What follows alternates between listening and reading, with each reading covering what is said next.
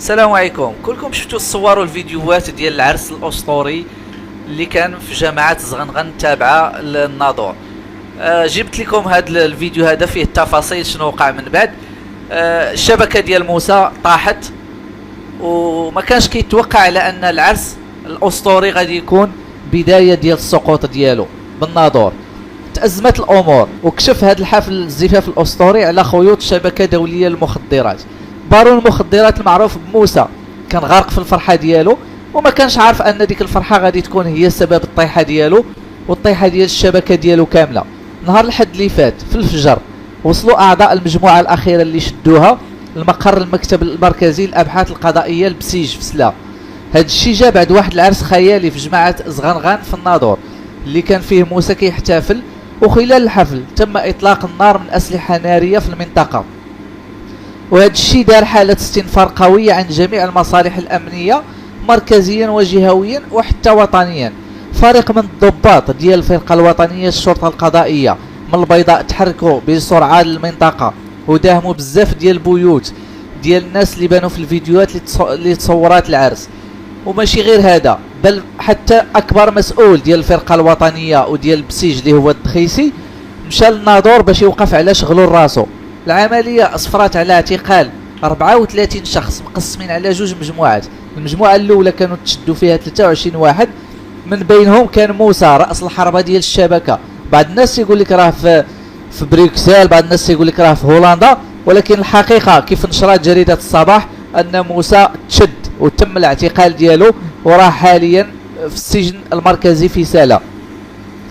من بعد ما تم تعميق البحث معاه ومع المجموعة ديالو، تشدت المجموعة الثانية اللي فيها 11 واحد. الشرطة حجزات حتى الأسلحة اللي كانت بانت في موكب العريس.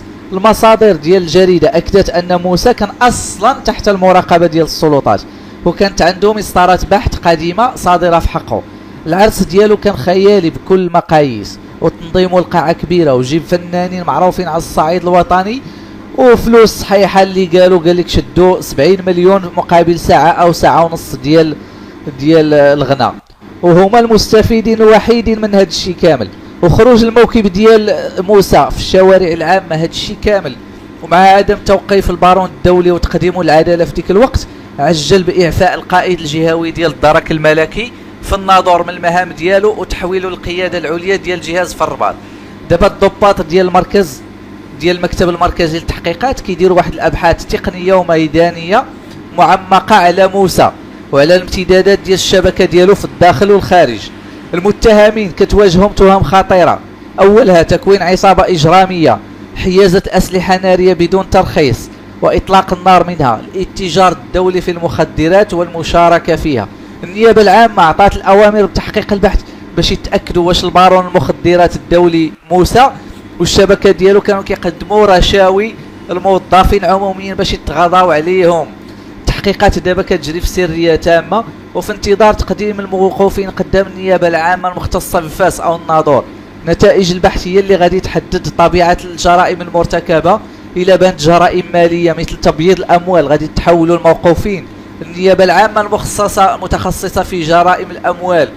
إلا كانت التهم كتتعلق بتشكيل عصابة الاتجار الدولي وحيازة الأسلحة واستعمالها، غادي يتحولوا على الوكيل العام الملك في الناظور باش يتحقق معاهم ويتحاكموا. كنتظروا شنو غادي يوقع، وخليكم معنا على القرص وتابعونا باش نعطيوكم المزيد من الأخبار الحالية والرائجة في المغرب. والسلام عليكم ورحمة الله.